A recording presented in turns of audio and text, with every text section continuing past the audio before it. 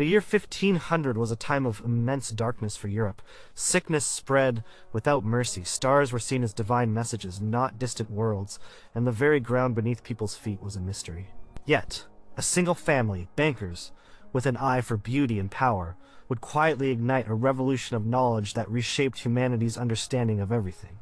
They didn't just collect art. They funded the daring minds who dared to ask questions, to build strange new devices, and to peer into the unknown. The world changed, not just because of great thinkers, but because a powerful dynasty decided to back their boldest ideas. Number 1. Niccolò Stenone's groundbreaking geological discoveries. A young man named Niccolò Stenone, born Niels Stensen in Denmark, arrived in Florence in the mid-1600s. He was a brilliant anatomist already known for discovering a salivary gland duct, but his time under the patronage of Grand Duke Ferdinando II de' Medici and later Cosimo III de' Medici pushed him into a different, equally revolutionary field, the study of the Earth itself. The Grand Duke, a keen amateur scientist and founder of the groundbreaking Academy of the Cimento, recognized Stenone's sharp mind and provided him with a laboratory, instruments, and the freedom to pursue his investigation. Stenone often walked the hillsides around Florence, observing the layers of rock. People of his time believed that mountains and valleys had formed in a single event, perhaps during the biblical flood. The fossils, often found embedded in these rocks, were a particular puzzle. Some thought they were sports of nature, random formations in the rocks, or even things that had fallen from the sky. Stenone, however, looked at them differently. He saw clamshells in rocks far from the sea, shark teeth in the mountains. He knew these resembled living creatures. His anatomical background, honed in Medici-supported environments, allowed him to compare these fossilized remains to the bones and teeth of modern animals with incredible precision. He famously dissected the head of a giant shark, caught by fishermen near Livorno, a port city within the Medici Grand Duchy. Comparing the shark's teeth to mysterious tungstones found embedded in rocks for centuries, he concluded definitively that these stones were, in fact, fossilized shark teeth. This was a monumental leap. It showed that objects found within rocks were not random, but were remnants of living organisms from long ago. Stenone then turned his attention to the layers of rock themselves. He developed what would become known as Stenone's laws. His first law, the law of superposition, stated that in any undisturbed sequence of rock layers, the oldest layer is at the bottom and the youngest is at the top. This simple yet profound idea allowed scientists to begin to sequence Earth's history. He also proposed the law of original horizontality, which suggested that sediment layers are originally deposited horizontally. If they are tilted or folded, it happened after their deposition. A third law, the law of lateral continuity, said that sedimentary layers extend laterally in all directions until they thin out or are stopped by a barrier. These laws, published in his Prodromus in 1669, a work largely supported by the Medici, provided the foundational principles for modern geology. He used his observations from the Tuscan landscape, which was rich in sedimentary rock and marine fossils, to build his arguments. The Medici court provided him with a safe harbor, resources, and an intellectual community willing to listen to and even engage with such radical ideas. Ferdinando II and Leopoldo de' Medici, both patrons of the experimental method, understood the value of direct observation and deduction. They gave Stenone the freedom to challenge long-held beliefs about the Earth's formation. Stenone's work wasn't just about rocks and fossils. It was about establishing a framework for understanding deep time. Before Stenone, people assumed the Earth was only a few thousand years old based on biblical interpretations. His laws hinted at a much longer, more complex history where processes like sedimentation and uplift occurred over immense periods. He showed that the Earth was not static but had undergone profound changes. His ideas also laid the groundwork for paleontology, the study of ancient life, by demonstrating the true nature of fossils as records of past organisms. The Medici support was crucial because it allowed Stenone to operate outside the strictures of traditional universities and religious institutions that might have resisted such innovative, challenging ideas. His findings, developed within the intellectual freedom of the Florentine court, directly undermined a literal interpretation of creation narratives and instead provided a scientific, observable basis for understanding Earth's long, dynamic past. He was even appointed ducal anatomist, a position that granted him resources and prestige. His shift from pure anatomy to geology was not an accident, but a result of the vibrant scientific ecosystem fostered by the Medici family. Number 2. The Florentine Botanical Gardens and the dawn of modern botany. In the mid-1500s, medicines were often derived from plants, but knowledge of these plants was scattered, often anecdotal and prone to error.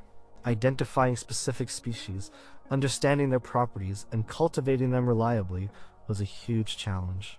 Grand Duke Cosimo, the first of Medici, a figure of immense power and a patron of the arts and sciences, stepped in to change this. In 1543, he established the Orto Botanico di Pisa, one of the very first academic botanical gardens in Europe.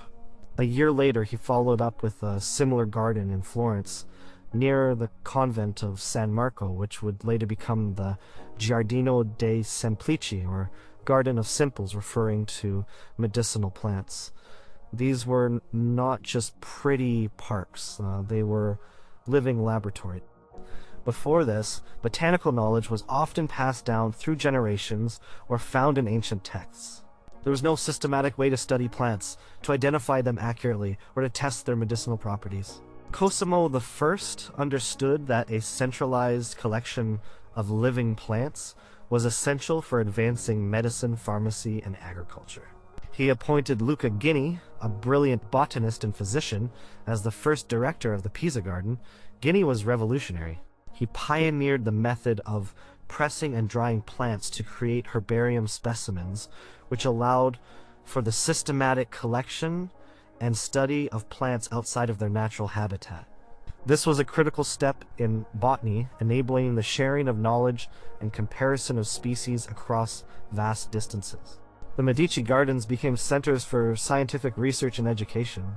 Students and scholars could observe a wide variety of plants, study their morphology, learn about their habitats, and understand their potential uses. The gardens were carefully organized, sometimes by medicinal properties, sometimes by geographical origin, and later as botanical classification systems developed by scientific families. Cosimo I and his successors ensured that rare and exotic plants were brought to Florence and Pisa from across the globe. Medici ships brought specimens from their trading posts and diplomatic missions. This influx of new species challenged existing botanical knowledge and spurred efforts to develop better classification systems. For example, the introduction of new plants from the Americas, like tobacco or certain medicinal herbs, required intense study. Botanists working in these gardens were at the forefront of identifying these new species, describing them accurately, and sometimes even testing their properties. This wasn't just about growing plants, it was about creating a scientific discipline. It led to the publication of comprehensive botanical texts and floras, detailed descriptions of the plant life in a region or collection. The Medici funded the printing of these works, ensuring their widespread dissemination. The Florentine gardens also played a crucial role in agricultural innovation. Experiments were conducted on cultivation methods, adaptation of foreign species to local climates, and improving existing crops. The Medici, as rulers of Tuscany, had a vested interest in agricultural productivity and the health of their populace. The gardens served as a practical resource for farmers and apothecaries alike. The long-term impact of the Medici Botanical Gardens was profound. They laid the foundation for modern botany, moving it from a largely descriptive art to a systematic science. They fostered careful observation, documentation, and experimentation. The concept of a dedicated place for the study of living plants, accessible to scholars and students spread across Europe, leading to the establishment of similar gardens in Padua, Leiden, and Montpellier. The Medici, through their foresight and financial backing, transformed plant study from a scattered, unorganized pursuit into a structured scientific discipline with a defined methodology. They didn't just grow plants, they cultivated the very roots of modern botanical science. Number 3, advancements in optics and scientific instrumentation. Before the 17th century, the human eye was the primary tool for observation. But the Medici, through their patronage, helped usher in an era where sophisticated instruments extended human senses, revolutionizing how science was conducted. This wasn't just about a single invention, but a sustained development of tools that became indispensable for scientific inquiry. The most famous example is Galileo's work with the telescope, but the story extends far beyond him. Galileo, under the direct patronage of Cosimo II de' Medici, didn't invent the telescope, but he significantly improved it and was the first to systematically point it towards the heavens for scientific observation. He learned of a Dutch invention that made distant objects appear closer and immediately set to work building his own. He ground and polished his own lenses, improving the magnification from 3x to 10x, then to 20x, and finally to 30x. This required extraordinary precision and skill in optics. Cosimo II was enthralled by Galileo's demonstrations. He provided Galileo with a stipend, an official position as mathematician and philosopher to the Grand Duke of Tuscany, and freedom from teaching duties at the University of Pisa, allowing him to focus entirely on research. With his improved telescope, Galileo made astounding discoveries that would have been impossible with the naked eye. He saw mountains and craters on the moon, proving it was not a perfect, unblemished sphere as ancient philosophy dictated. He observed the phases of Venus, which definitively showed that Venus orbits the Sun, not the Earth. Most famously, in 1610, he discovered 4 celestial bodies orbiting Jupiter. He named these Medician stars, today known as the Galilean moons Io, Europa, Ganymede, Callisto, in honor of Cosimo II and the Medici family.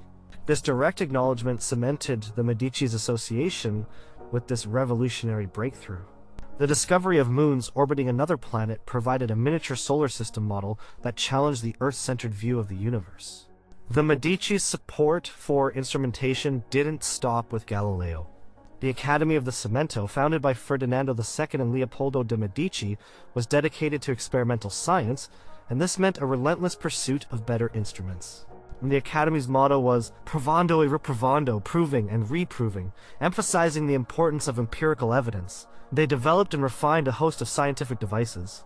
They created more accurate thermometers using different liquids like alcohol, and explored various scales attempting to standardize temperature measurement. Evangelista Torricelli, a student of Galileo and supported by the Medici, invented the mercury barometer, demonstrating the existence of atmospheric pressure and essentially creating the science of meteorology. The Academy also worked on improved hydrometers for measuring liquid density, hygrometers for humidity, and even refined air pumps for creating vacuums, continuing the work begun by Robert Boyle. The instruments themselves were often exquisite, crafted with great skill by artisans in Florence, many of whom were employed or supported by the Medici court. These devices were not merely tools, they were physical embodiments of the new scientific method. They allowed for precise measurement, controlled experimentation, and repeatable results, which were all critical for moving science beyond philosophical speculation. The Medici provided the workshops, the skilled craftsmen, and the funding to build these sophisticated instruments. The impact was far-reaching. These instruments allowed scientists to collect quantitative data, leading to the formulation of mathematical laws describing natural phenomena. For example, the precise measurements of atmospheric pressure led to a deeper understanding of weather systems.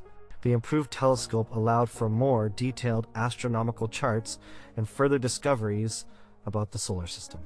The Medici's systematic patronage of instrument development, from Galileo's lenses to the Academy's diverse array of devices, transformed science into an empirical, experimental endeavor. They understood that to truly know the world, one needed not only sharp minds but also sharp tools. Number 4. The Academy of the Cimento and the Birth of Experimental Science. Before the mid-17th century, scientific inquiry was often fragmented, driven by individuals, or heavily influenced by philosophical and theological dogma. There was no formal institution dedicated purely to experimental science. That changed dramatically in Florence thanks to the vision of two Medici princes, Grand Duke Ferdinando II de' Medici and his younger brother, Prince Leopoldo de' Medici. In 1657, they founded the Accademia del Cimento, the Academy of Experiment. This was not just a club, it was arguably the world's first organized scientific society dedicated exclusively to the experimental method. Ferdinando II and Leopoldo were both deeply interested in natural philosophy and mathematics.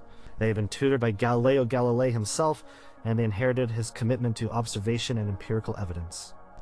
They recognized the limitations of traditional theoretical approaches to knowledge and understood the power of direct observation and controlled experiment. Their academy was a direct embodiment of this new philosophy. The Medici provided a dedicated laboratory in the Pitti Palace, equipped with the finest instruments of the day, many of which were newly invented or refined by the Academy's members.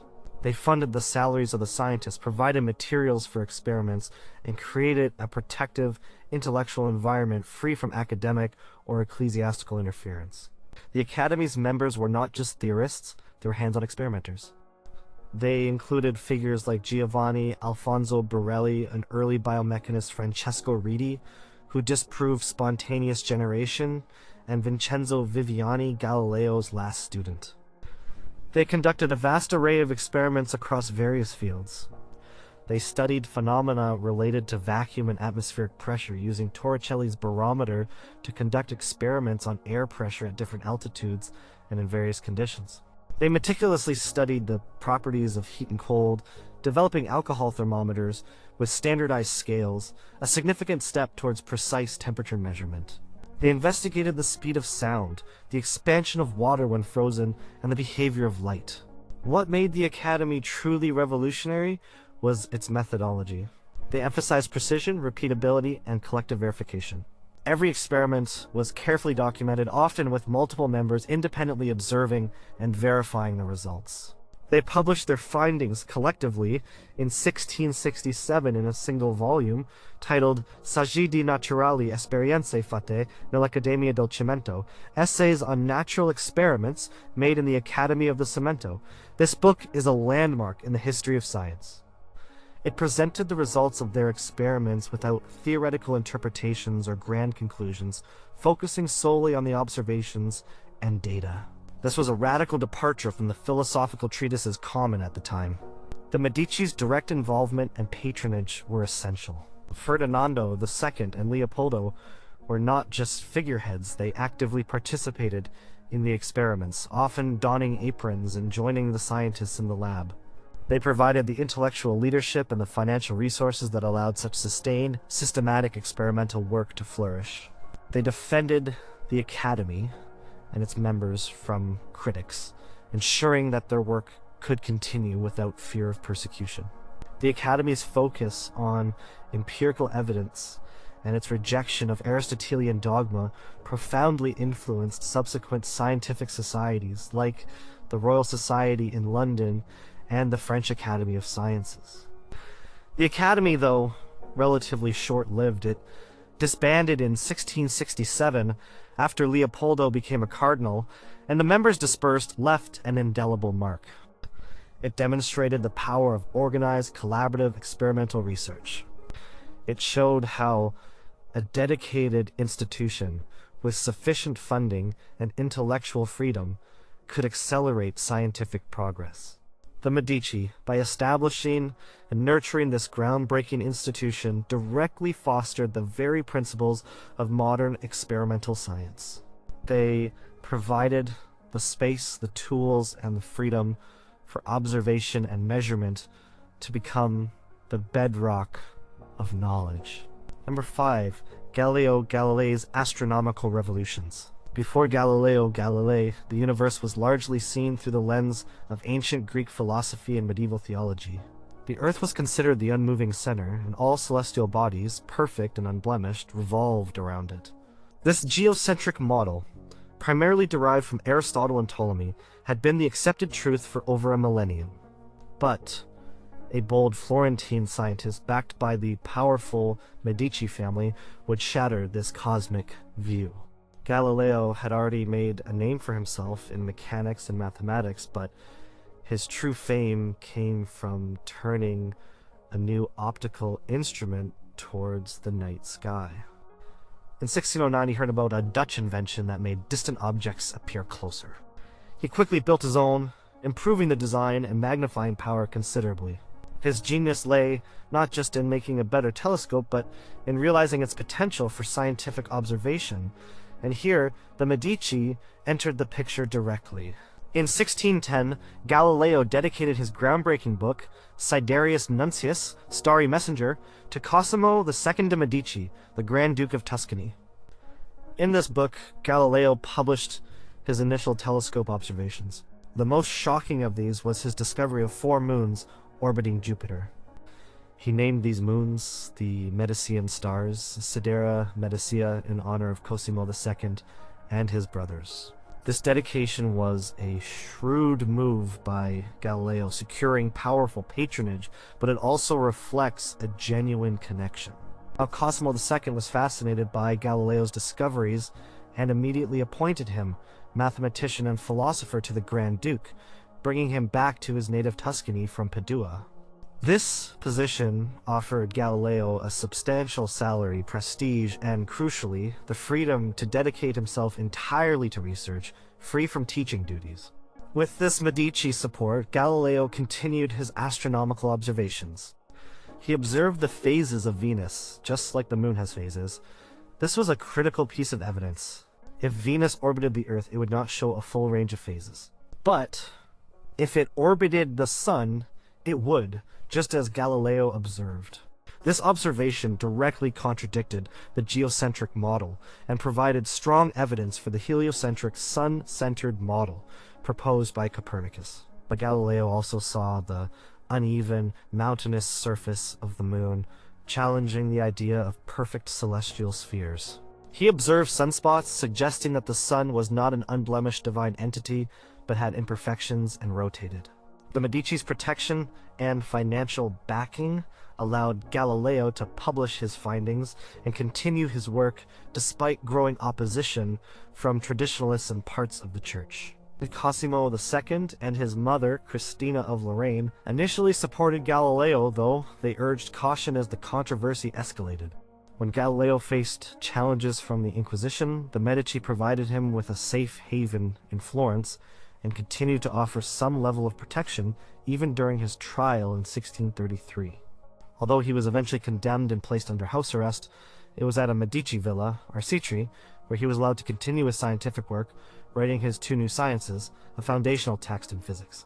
The naming of the Medicean stars was not just a tribute, it physically linked the Medici name to a fundamental shift in humanity's understanding of its place in the cosmos. Through Galileo, the Medici became synonymous with the observational revolution in astronomy, challenging ancient dogma with empirical evidence. They provided the financial security, the intellectual freedom, and the social standing that allowed Galileo to pursue his groundbreaking work, transforming a theoretical concept into an observable reality and laying the groundwork for Newton's universal laws of gravitation.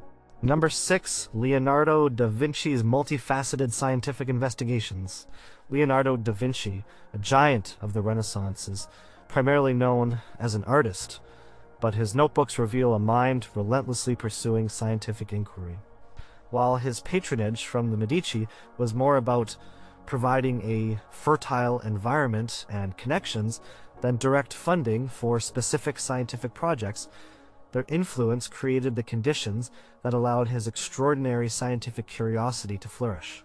Lorenzo de' Medici, known as Lorenzo the magnificent, fostered an intellectual ferment in Florence unlike anywhere else. He created a court that welcomed artists, philosophers, and thinkers, providing them with opportunities and resources. Leonardo was in Florence during a crucial period of his early career, directly influenced by the vibrant intellectual atmosphere cultivated by the Medici. He spent his formative years apprenticed in the workshop of Andrea del Verrocchio, who was a favorite of the Medici. This workshop was a hub of artistic and technical innovation, where Leonardo would have been exposed to anatomy, optics, engineering, and metallurgy, all fields he would later explore scientifically. Leonardo's notebooks are filled with thousands of pages of observations, theories, and experiments across an astonishing array of disciplines. He conducted extensive anatomical dissections, creating some of the most accurate and detailed anatomical drawings of his time, often far surpassing what was known in medical schools. He studied the human skeleton, muscles, organs, and even the circulation of blood and the mechanics of the heart. His anatomical work was driven by a desire to understand the human form for artistic representation, but it became a scientific pursuit in itself, driven by pure curiosity. The Medici court, with its access to human dissection through hospitals or physicians, would have indirectly facilitated such studies, as Florence was a center for medical knowledge. Beyond anatomy, Leonardo was a brilliant engineer and inventor. He designed flying machines, including a prototype helicopter and gliders, studying the flight of birds with intense rigor. He investigated principles of hydraulics, designing canals and water-lifting devices. He explored mechanics, drawing designs for gears, levers, and various machines. His studies of natural phenomena included the movement of water, the formation of clouds, and the patterns of airflow. He even designed bridges and fortifications, applying scientific principles to practical problems.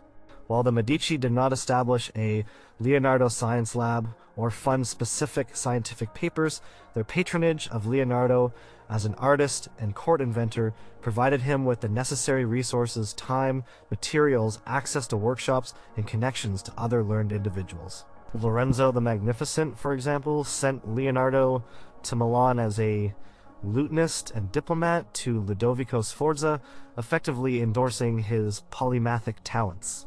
This kind of sponsorship, even if primarily for artistic or practical reasons, allowed Leonardo the freedom and the means to pursue his scientific investigations alongside his artistic endeavors. Leonardo's scientific method, though largely personal and unshared during his lifetime, was remarkably modern. He emphasized direct observation, detailed documentation, and empirical experimentation.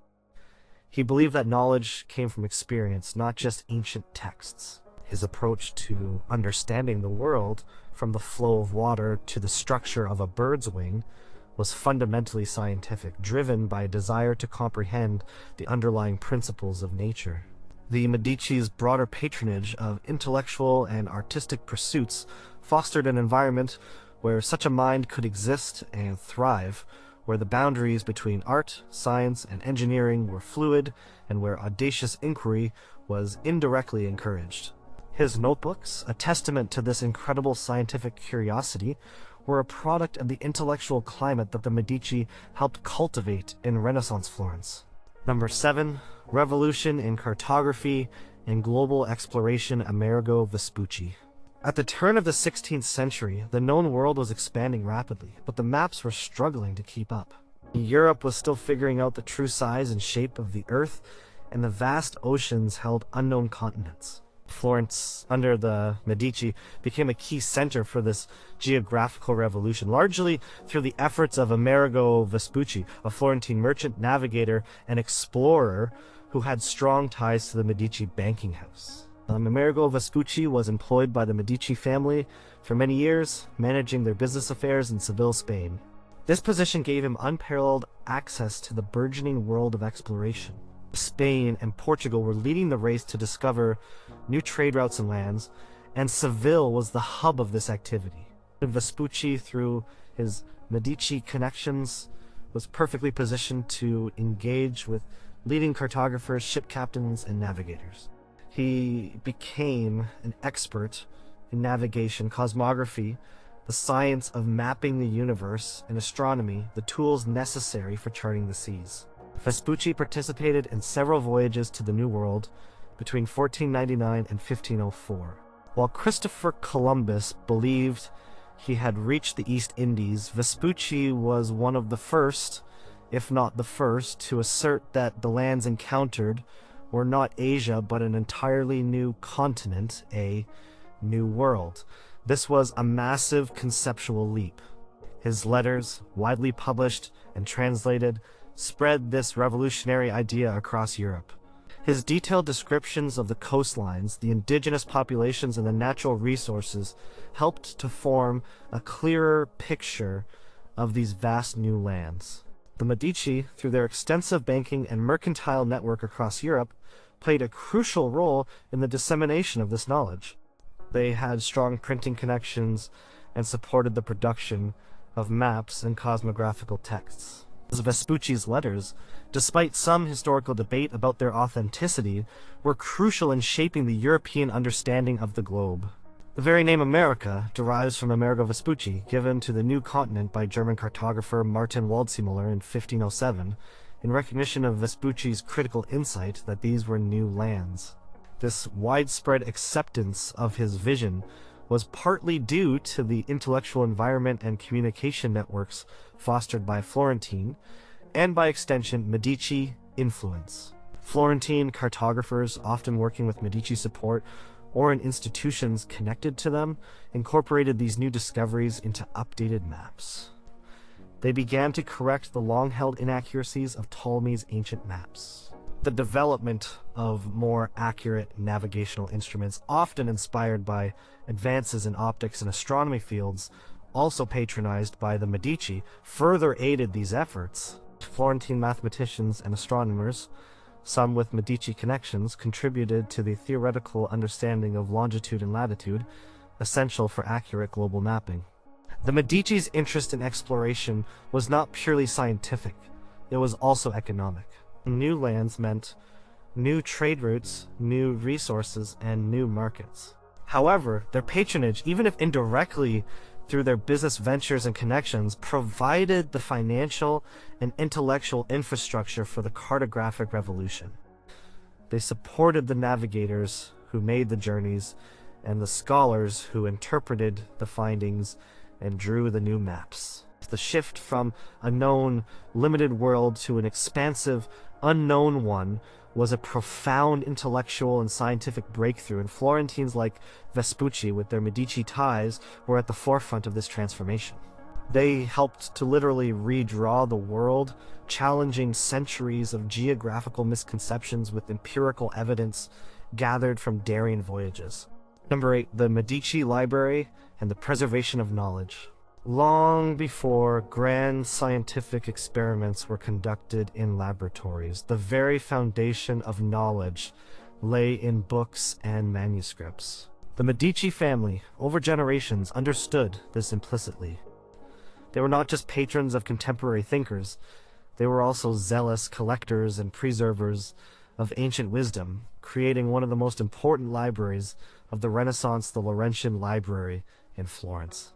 While not a breakthrough in the sense of a single discovery, the creation and expansion of this library under the direct patronage of Cosimo the Elder, and especially Lorenzo the Magnificent, was a fundamental enabling act for all subsequent scientific progress. Without access to the knowledge of the past, the scientists of the future would have been working in a vacuum.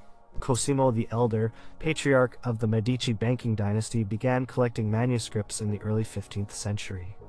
He sent agents across Europe and the Middle East to acquire ancient Greek and Latin texts, including crucial works on mathematics, astronomy, medicine, and natural philosophy. He commissioned scribes to copy these texts, making them available to scholars. His goal was to rebuild the intellectual heritage lost during the Dark Ages. This passion for collecting was driven by a deep humanistic conviction that classical knowledge was essential for the advancement of society. It was Lorenzo the Magnificent, however, who truly elevated the Medici Library to its zenith. He inherited Cosimo's passion and amplified it. He built a magnificent new space for the library, designed by Michelangelo, attached to the Basilica of San Lorenzo. This was a purpose-built structure designed to house and display the collection, symbolizing its importance. Lorenzo actively sought out not only classical works, but also contemporary scientific treatises, philosophical debates, and medical texts. He supported scholars, scribes, and translators who worked to make these texts accessible to a wider audience. The library was a treasure trove of scientific knowledge. It contained copies of Euclid's Elements, foundational geometry, Ptolemy's Almagest astronomy, Galen's anatomical writings, and various texts on botany, optics, and mechanics. These ancient works, meticulously preserved and made available, provided the intellectual springboard for later Renaissance scientists. For example, Galileo, though a contemporary, relied on understanding the classical view of the cosmos before he could challenge it. Leonardo da Vinci's studies were deeply informed by ancient engineering principles and anatomical texts that would have been accessible in libraries like the Medici's. The Medici library wasn't just a storage facility, it was a center of scholarly activity. Scholars came from all over Europe to study its holdings, to debate ideas, and to translate texts. This facilitated the spread of knowledge and the cross-pollination of ideas that were crucial for the scientific revolution. The very act of collating, preserving, and making available such a vast body of knowledge created a fertile ground for intellectual inquiry. Without the painstaking work of collecting and copying these texts, much of ancient Greek and Roman scientific thought might have remained lost or fragmented. The Medici recognized that knowledge was power, not just politically but intellectually. By investing heavily in their library, they were effectively investing in the intellectual infrastructure of the future. They ensured that the discoveries and insights of the past were not forgotten, but could serve as a foundation for new breakthroughs. The Laurentian Library stands as a testament to their long-term vision, demonstrating that even before the age of grand experiments, the preservation and dissemination of information was a critical scientific endeavor, directly supported and championed by the Medici family. It was a silent but profound contribution to the march of scientific progress.